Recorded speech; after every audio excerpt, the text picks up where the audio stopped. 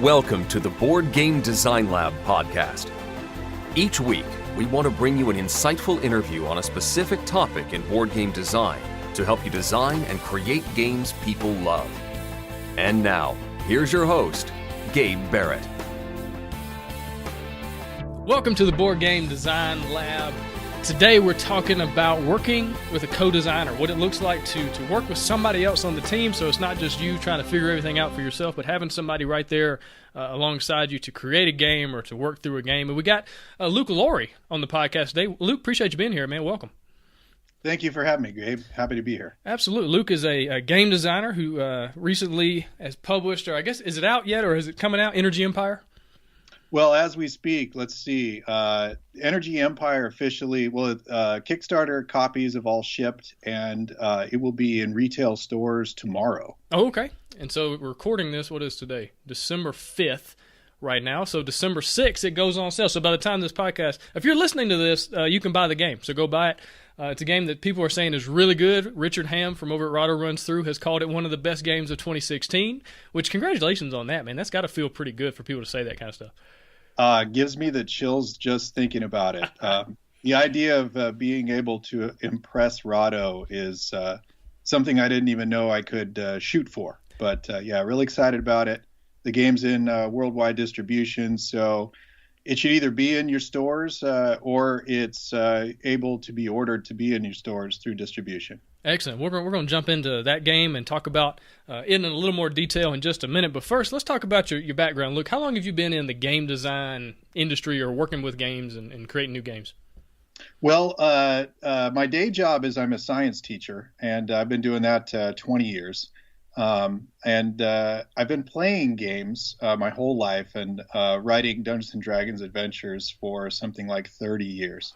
But actually getting into really pursuing board game, tabletop game design with the intent of publishing has been just about 5 years. I recently did a piece over on the League of Game Makers where I write and do some editing that was kind of 10 lessons learned in my first 5 years as a game designer. So 5 years of design, and I have 2 published games, which might not sound like much, but it's amazing how much just those games and then the other projects that are on their way, how much time it really takes to make a good game.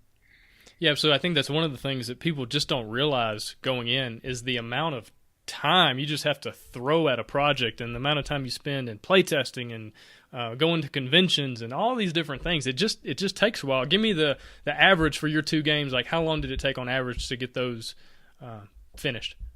Yeah, I can give you 3 since I actually have another game that's, I can call it 100% finished. Okay. It's in the hands of another publisher. But the first game, Stones of Fate, was a very light game. And it took about a year of design and play testing and going to conventions and then another year following with development with a small publisher. But that game, start to finish, probably took nearly 3 years. But part of that was also the first game kind of learning the whole biz and deciding how it was going to go. Should I self-publish? Do I want to reach out to publishers? How does pitching work and all of that sort of thing? Second game, the Manhattan Project Energy Empire, is a significantly bigger game, a much bigger undertaking. Stones of Fate, by comparison, was a deck of cards, 78 tarot cards, plus a few other extras from Kickstarter things.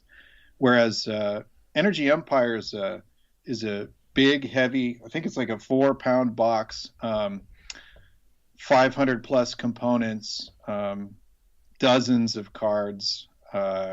Well, I guess altogether, like over 100 cards. Just all kinds of different aspects into that game. In any case, about 2 years of design, some extra development, and then once it was in the hands of the publisher, it was still about 2 more years still with them reviewing it, going through the process of signing, and then all the extensive development, and then the publishing process. So it takes quite a while. Yeah, absolutely. My most recent project is interesting because that game well, I had all the ideas brewing for several months. When I put together the first prototype, it was so close to being done that from there, it was version 1, A, B, C, D, E, F, and I never got to a version 2 before we actually submitted it to a publisher. And that game, start to finish, was only 8 months. And it's actually a game nearly as large and heavy as Energy Empire, where it's a medium heavy Euro. And that one is also co-designed with veteran designer Tom Jolly. So he and I actually have 2 games under our belt. Gotcha. And so that first game was a solo effort. That was just you, right? Well, it was me in terms of design credits, but a lot of the work was together with Jeff Cornelius, who went on to start his own publishing company. So he started Cosmic Wombat Games, and he didn't take any design credit on that, but he was definitely there throughout that entire process, going back and forth with me. So didn't do anything alone with that game either. Gotcha. Would you consider him more of like in a development role, kind of a developer for the game? So yeah, Jeff would be more considered like a developer, but at the time we didn't really have labels on what we were going to do or how we were going to do it. You know, I came up with the idea, but from there we shot things back and forth. So he could have easily been considered a co-designer had we gone to another publishing house and pursued getting it published that way. Gotcha. Well, let's get into Energy Empire a little bit. So you co-designed this game with Tom Jolly, is that right? I'm saying that? Correct. Okay. Yeah, Tom Jolly. And tell me about, let's just kind of talk about the game first, and then we'll jump into the co-design part. Tell me about the idea. Where'd you get the idea to create this game? Sure. Well, when I first sat down, very initial concept, it was looking at some kind of industry, commerce, development game where your choices about how you produce energy would somehow affect your ability to be productive, but also would affect the hazardous consequences that you would face. And so I wanted from the very beginning to have a game that would have difficult choices, where the difficult choices would be about how do you produce and how do you keep your economy turning, keep the wheels of industry turning, but also what are you willing to live with in terms of the adverse consequences of your choices. So I love those kind of complex choices. I'm into science, and I've been into policy at various levels in the past. And it's fine and dandy to talk about our ideals and what we would like in a perfect world, but those things don't exist. And so I like games where you make interesting and difficult choices, where you don't have real clear paths right from the beginning about one linear approach to victory. So that was the initial concept for Energy Empire. And over time it evolved, and I started borrowing some ideas from some of my favorite games. I like Stefan Feld games. I like all kinds of worker placement games. I like Tableau games. And I'm a huge fan of the original Manhattan Project game by Brandon Tibbetts. So I brought in this worker placement mechanic that's pretty similar in that you place workers on the main board, and then following that, you get to use cards that you've acquired in your Tableau. Where I made it very different from the onset was with Energy Empire, there are 3 sections of the board. One section is for commerce, one section's for industry, and one section's for government. Depending on which of those 3 areas you play in on the main board determines which types of cards you're able to use in your Tableau. So you're building 3 different card tableaus potentially to kind of work towards different aims as you go. But on top of that, there's another whole engine building aspect, which is in the dice and how you choose to produce the energy that you need to run all of these cards, all of this industry, commerce, and government. So you can build a huge tableau, but if you don't have the energy to run it, it's not going to actually be as productive as you'd like. And that creates interesting choices because we went with a mechanic for generating energy that does use dice, but the dice have it has some mitigation factors in that you choose how risky your dice approach is in terms of the harm it can cause the environment with how much energy you potentially can produce.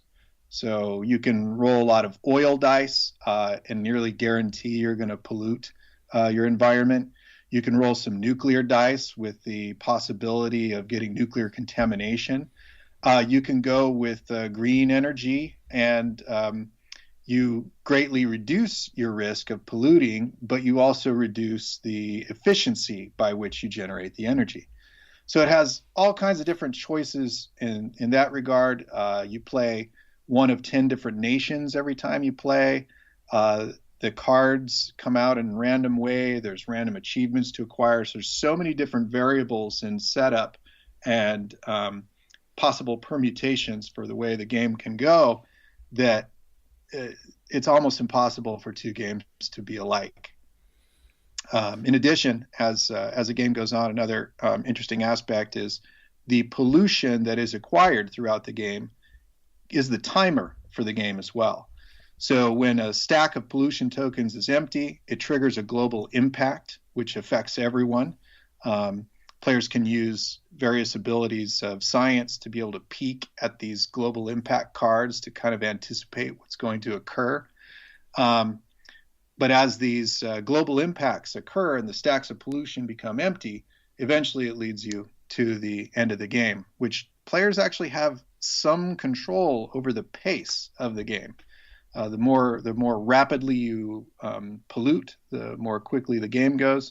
If you are really kind of slow to produce and slow to pollute, the game takes longer. You can kind of stretch out what you're trying to do, but there's an inevitability that keeps the game going, and eventually somebody's got to take that last token. Gotcha. Well, let's jump right into the real reason we're here, talking about co-designing and working with co-designers. So you worked on Energy Empire with a co-designer, Tom Jolly. And first of all, how did you meet him? Like, how did this relationship start? Was this like, anyway, just kind of give me the briefing on that. Well, I've when I very first started getting the idea of designing a game, I'm not shy, and I've introduced myself to a lot of giants in the industry, networked at Gen Con and various other conventions, Bay Area conventions, Los Angeles conventions, and so on. But it turns out veteran game designer Tom Jolly lives in the exact same town that I do. And first couple times I saw Tom, I was a little shy of even, talking to him. Like, wow, that's Tom Jolly over there. For those people who don't know, he designed Wiz War, Drakon, Cave Troll, Disc Wars, a whole bunch of other games. He has, he's got smaller games, he's got bigger games. A bunch of his games have been published by Fantasy Flight over the years. And so he's a kind of designer who can take a game he's got and he can almost walk up to any publisher and submit it right there on the spot. And I came into this being the kind of person who I would be rejected no matter what I was holding in my hand. And so it turns out Tom and I started talking at our local game convention, which is PolyCon at Cal Poly San Luis Obispo. And it's one of the oldest conventions in the country. They've been doing mostly they focused on Dungeons and Dragons for most of their existence. They're over 35 years now or something like that at this point. In any case, so Tom and I talked. He gave me a bunch of advice. Some of his advice was a little outdated, and it was also from his perspective of being someone who has leverage. So I couldn't really do things Tom's way exactly. But he sat down and played an early prototype of Energy Empire. At the time, it was called Drill Baby Drill. And we were playing Drill Baby Drill. And it had more of an oil emphasis back then, by the way. And he fell in love with it right away. He's just like, I want to play this again. And I want to try it a different way. And I want to get this to work. And the game was pretty rough at that point. And so we started talking about it. I said, hey, do you want to jump in on this with me and help me get this thing really nice? And then we'll take it to Gen Con and we'll pitch it. And so we started working together. We started working together every week, just about, and throwing around a bunch of ideas via email and other ways. Tom has a great way of taking a look at anything you've got and questioning it, but questioning it in a potentially productive way. Sometimes you get random play testers who have brilliant ideas, and sometimes they'll just be like, well, why don't you just and then their suggestion is in no way going to work. Not all of Tom's ideas work either, but Tom is very, very creative about mechanics.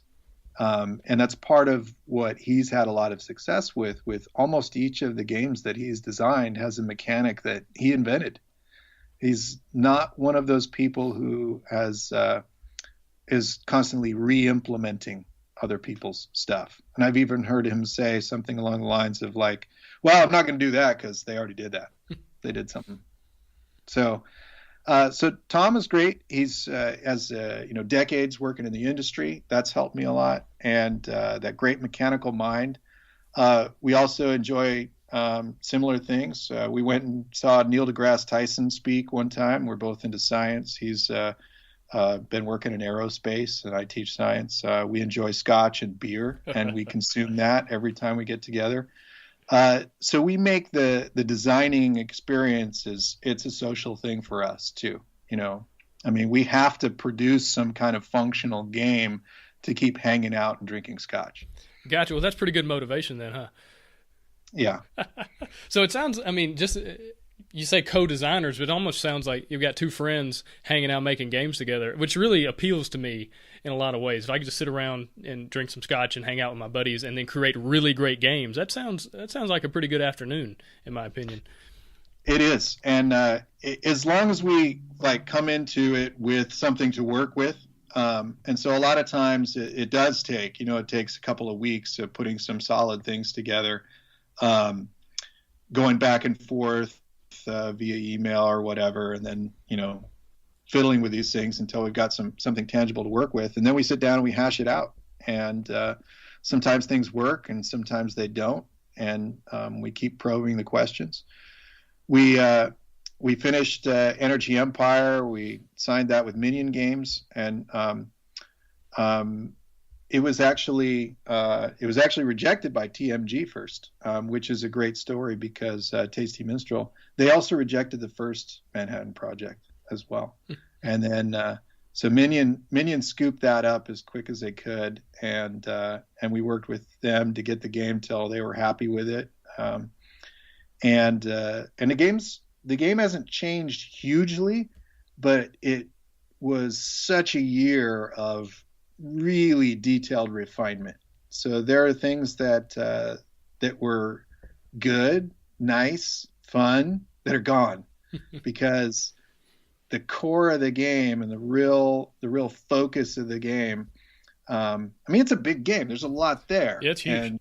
And you focus the game on these different aspects, and there aren't really any distractions to take away from that. Absolutely. Something I've talked about in some other episodes is that last 10% of the game design can take forever, and it can be so frustrating because you feel like you're so close, but yet you might be so far. And as you kind of rework things and really jump in that blind play testing, and you do all these things trying to make the game the best you possibly can, and sometimes you do have to kill things that you love or kill things that are fun, but they're not as fun as they should be or as fun as they could be. That's another thing a lot of designers don't realize. A lot of people, they get to that 90% mark and they go, we're good. This is good enough. And that's the difference between a game that sells 500 copies and 50,000 copies or 100, however many, a billion copies, however many is that last 10% and not settling for less than excellent. Absolutely. And so I bet working with Tom really helped you in that, that regard, just kind of understand. I can imagine working with somebody with so many years of experience and all that to pull from and draw from and industry ideas and all these things. So let's talk about some of the big pros. What did you really gain from working with a guy like Tom? And then also just having a co-designer in general. So Tom brings certain things to the table because of who he is and what he's done, but then also just that teammate, having that person in that role. What did you really gain from both of those things? Well, in addition to the mentorship and the kinds of helping me understand the industry, specifically with the design, part of it is that every design you kind of hit bumps along the way, and there will be areas of every design that are weak, and you don't always see them until you have a really critical mind attack it. Tom, and likewise, I have several people who are in a design development group who play test almost all my games. Tom and these people are all experts at abusing rules. Mm-hmm. And this is actually one of the things that I see as a shortcoming in a lot of games out there is there's a lot of great games. There's a lot of interesting ideas. But there's also a lot of games where they didn't test every aspect with the sense that it had to be treated like a science experiment or an engineering stress test. And Tom is an engineer, and he will find that one thing that can be abused to destroy your game. Mm-hmm. And he'll do it. And also, he loves doing it. And then he will complain loudly when you change the rule so that he can't abuse it anymore. But that's what you have to do. You have to take that away. So in our initial kind of working together with Energy Empire, he kept finding various ways to abuse something. Usually it's something that has kind of an iterative potential to be destructive, where if I do X every turn, what will happen? And a lot of people would say, well, that doesn't make any sense. Why would you do that turn? Why would you take that same action every time? That's boring. Nobody's going to do that. Yes, they are. Yep. Everything that is possible with your game will occur. Yep. And it will occur with someone who is very vocal on Board Game Geek. Absolutely. So they will break your game, they will abuse your game, and they will tell the world how to do it. Yep. So you really have to run these things through a really rigorous test. And sometimes we would sit down to designs and with a prototype and say, look, we're going to look right now at this one aspect. Can the game be broken in this one area? And what will the consequences be?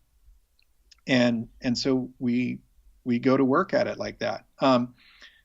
I'm not, listeners may or may not be familiar with my writing, but I write a lot in the League of Game Makers. And one of the pieces that I wrote that caused some of the most controversy was a piece, very lengthy piece, on why mechanics are more important than theme.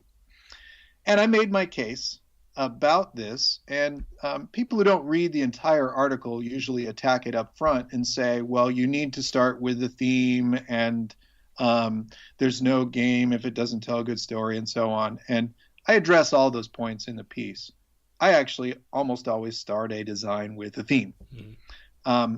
But when it comes down to it, you really need to hone in on that work with those mechanics to really be able to make a game that's going to last. Mm-hmm. A game that isn't going to, by the third time, you feel like you've done it all, or that you had that one trip up in the game where it left everybody with kind of a sour feeling, and you're like, well, my son is notorious for this too. My son has done this with several games on my shelf, and he says, I'm never playing that again. And he won't. Yeah, absolutely. He'll pick, with as many games as there are out there, you've got to have something that every time they sit down to it, the mechanics are going to hold it together. Because it's true that we build something that can be seen as a work of art. And it should have art, and it should have story, and it should have immersive theme. But it's like a sports car, too. Yeah. And it's got to have the brakes and the suspension and the motor for it to be that thing of beauty that you're going to want to drive and not just look at.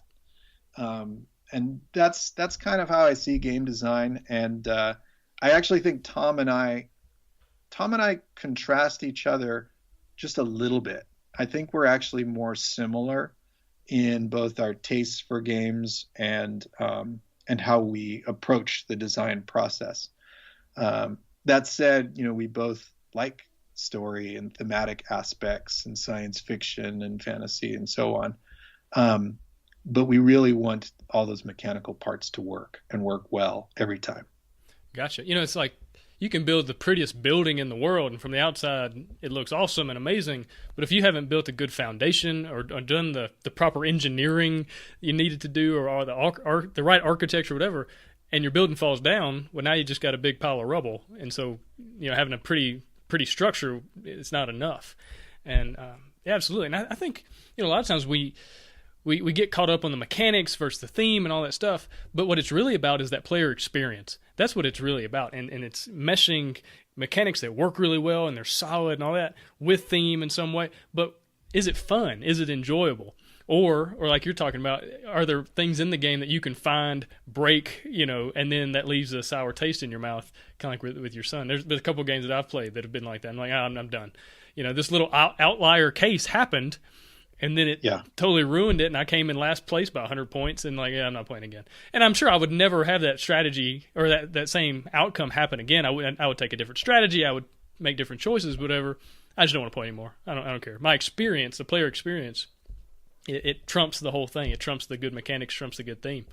So absolutely. So what are some of the, I'm not going to call them cons, not pros and cons, because I'm not like, hey, why don't you throw Tom Jolly under the bus and tell me what he's bad at? That's not what this is about. But what are some of the challenges of working with a co-designer? So not necessarily Tom himself, but just in general, having to split the creativity or split the ideas or split the design.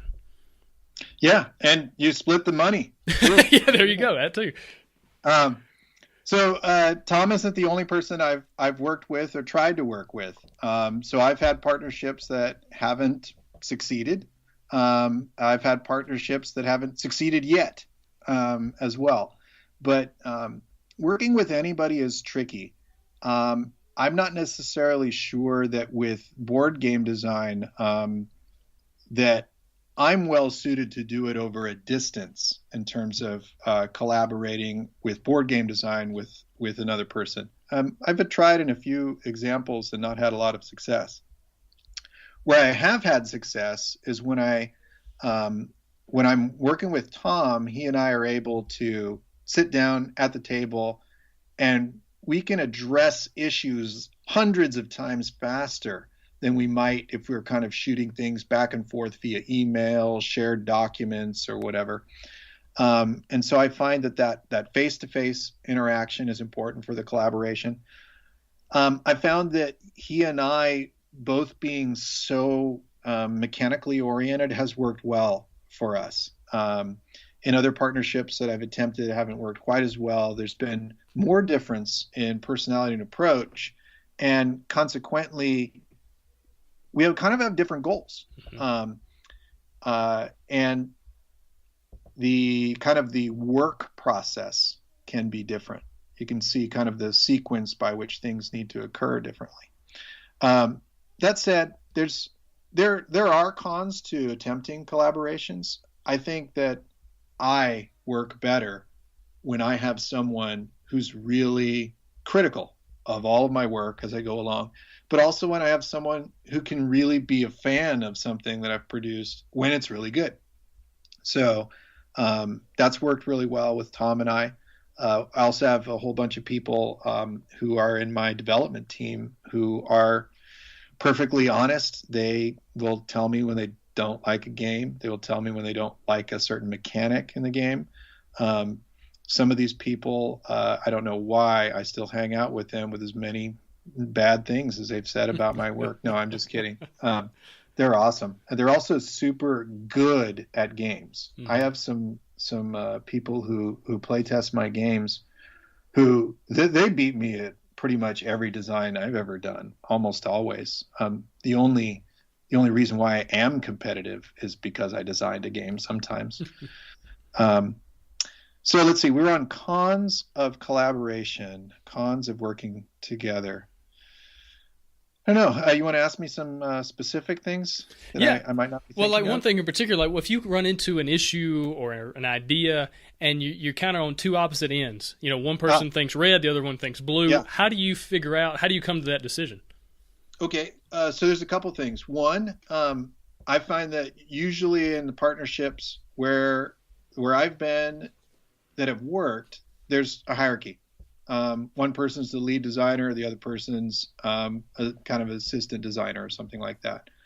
With two of the games that Tom and I did, I took the lead. They were my initial concepts, and so in some things, it's my call, and Tom will grumble about it, and he'll grumble about it, and then sometimes it will be the call's going to come down to the players. So this is, we take a look at how this can go, we attempt it, we put it in front of people, and then we see, how do they respond to that? Did it work?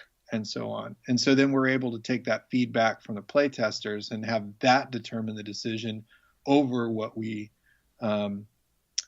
preferred. And there have been plenty of times where I've tossed something that a co-designer has suggested I get rid of. There are other times where their ideas are tossed, and entire games don't make it. Mm-hmm. In fact, that's kind of the hidden side of this, is that we design way more games than ever see light of day.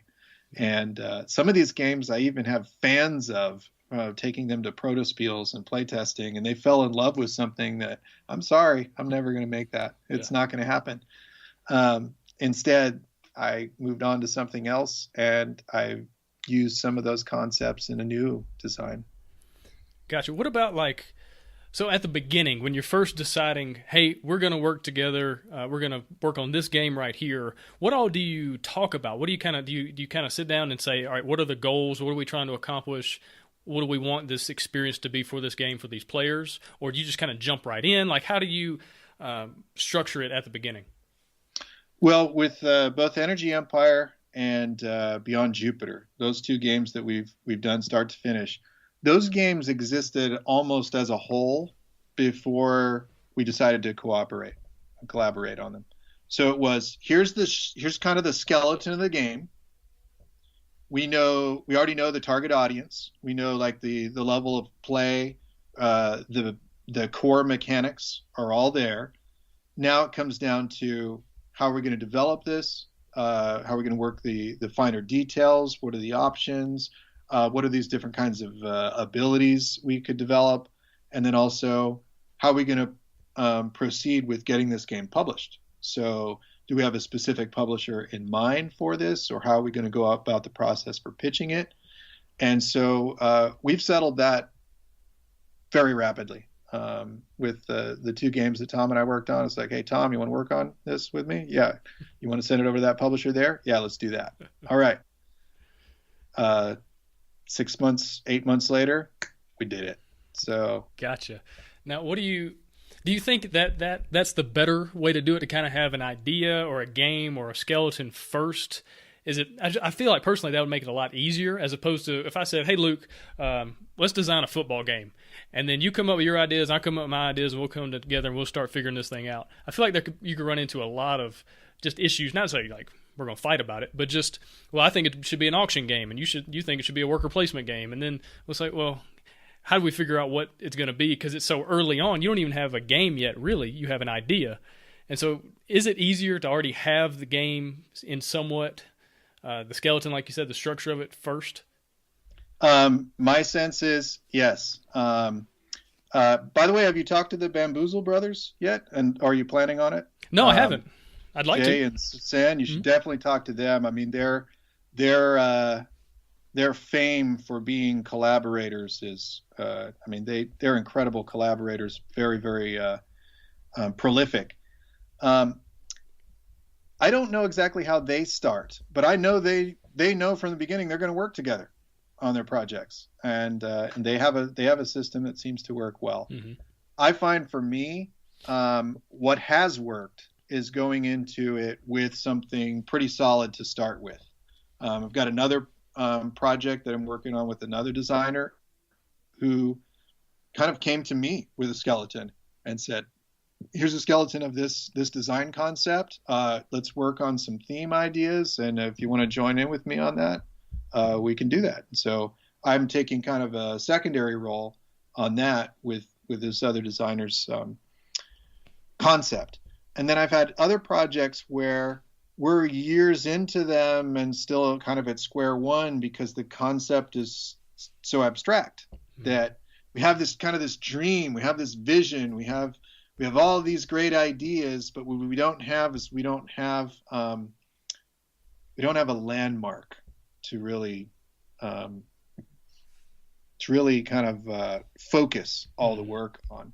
That landmark concept comes from another piece on the League of Game Makers by Stephen DeBon, another designer member of the league. But I think coming to another designer and saying, look, I've got this game, but it needs some work. Are you willing to help me put it over the edge to make this really a great game? I think that's a great approach because you're not putting too much obligation on that other person to kind of create a whole bunch that might be lacking. Yeah. You're also kind of you're going into it with a pretty clear expectation of what you're creating. It's right here. Now it comes down to how are we going to refine this and make this from a good game to a great game. And then it can really kind of stimulate the ideas from that perspective, because the ideas will be focused in a particular direction and not just kind of random and all over the place. You have places to put things if you already have a structure. Absolutely. So basically what I'm hearing you say right now is I need to take my game idea and find Eric Lang's phone number and then say, hey, I got this idea. Do you want to help me with it? And then I'll be good, basically, right? And I would say, sure. What are the odds? What are the odds, right? Blood Rage 2 coming soon. No. You've got to also think about ways in terms of who that person is going to matter so much. Where it's I have this game, I have this concept, and this other person really appreciates all of the factors that are in there, but then they also have the creative mind to be able to add to and improve what you've done and be able to be a sounding board and a source of inspiration. Absolutely. I think in your own story, you sat down and first you played the game with Tom, and then it became, something more. It became the relationship, the co-design relationship. So sitting down and playing with him first. A lot of people, they just kind of shotgun things. This happens with publishers or whatever. They don't take the time to research or really think about who. They just kind of throw it out there for the whole world. And that's really it's a lot of waste of time. And so if you're wanting to co-design, I think it's a lot better to identify someone for their particular talents, their experience, their expertise, their love of certain mechanics or themes or whatever, and then really approach them with something bigger than, hey, I'm going to go ask 100 people if they'll help me co-design. Well, I feel like you're wasting your time with that. Real quick. I have seen those kind of desperate calls on the internet. Basically, just I'm looking for anyone. Right. And that really makes people want to join your team, right? Oh, good. Desperation. That's the kind of team I want to be on. Awesome. But let's just a follow-up question. You're talking about how someone approached you, and now you're kind of the assistant. You're kind of the co-designer. What has been the difference between, now that you've been on both sides, can you speak to the difference in the way you've experienced both sides? Well, with this newer project that I've been working on, it's Scott Caputo's, who I'm working with, who designed Voluspa, which is this great tile laying game. Scott is really mathematical. He's a brilliant mathematician, but like all of us, he's also really diverse. He's a poet too. He's a published poet. I kid you not. Right. And so Scott has this great mind for like these kinds of spatial puzzles and manipulation and so forth. And so he came to me with a general concept of something that was both spatial, and he wanted to look at it being kind of a Euro resource worker placement kind of concept without a theme. He didn't have a theme for it at all. And so we've been working on that one, and we had a rough prototype together for a protospiel. We played it there for some people, and we found different parts that were working. From there, I took it and I went and built a really nice prototype of things. And I worked on various ways of trying to get all the mechanics to be lean and kind of smooth. And I'm struggling there. And I think so now it's back in Scott's hands, and he's working on it some more, and we'll see where it goes from there. But this one's a little tricky because we are at a distance. We're not able to see each other frequently. We're both pretty busy people too, as it is. But because this is primarily Scott's game, I feel more like I'm doing everything I can to help Scott create this vision, and ultimately I'm going to defer to his ideas and how to put this together, and his vision for what he wants it to be. And it just puts me in a position of trying to be as good of a helper as I can to that process, and also not to interfere with the process. Gotcha. What are some of the things you wish you had known going in, before you start working with the co-designer, and what kind of advice would you give somebody who's maybe thinking about co-designing a game? Well, I think I mentioned a couple of these. So one of them is think about your personalities and whether or not you're going to enjoy just spending time with this person, because it inevitably is going to be a social experience. Look at their reliability and whether or not you can count on them. Do they have enough time to devote to this project? Are they going through life changes? Is this someone who wants to design games because they got nothing else to do? You may run into unexpected trouble when you don't have somebody who's kind of in a real kind of stable position. They know what they want and they know where they're headed.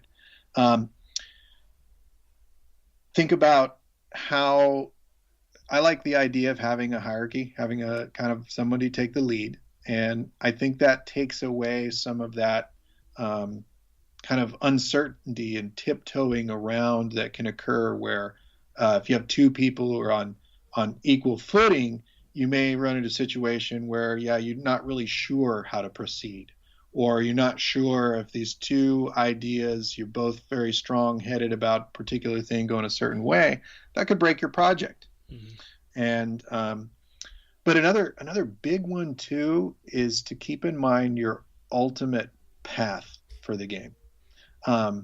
If you have one person who's really intent on taking this and pitching it, taking it to publisher speed dating at Gen Con or Origins or BGG Con, or you have somebody else who's really dead set on self-publishing, that's a terrible idea. Those two people shouldn't work together because your concepts of what you're really trying to produce would be different. And also the person who doesn't really want to go along with the Kickstarter is not going to be very helpful to a process that is incredibly consuming. Mm-hmm. So you've got to have an idea of where is this game going to go? Whose hands do you ultimately want it in? So there's all kinds of things to consider, and every kind of cooperative co-design situation, I'm sure, is going to be different. Yeah. I've never found working with any two people to be entirely identical, but people with similar tastes, similar styles, communicate in similar ways. So you always know where the other person stands. All of those kinds of things, very helpful to the process. Definitely. And I think what you're saying is it's so crucial to be real upfront with the expectations.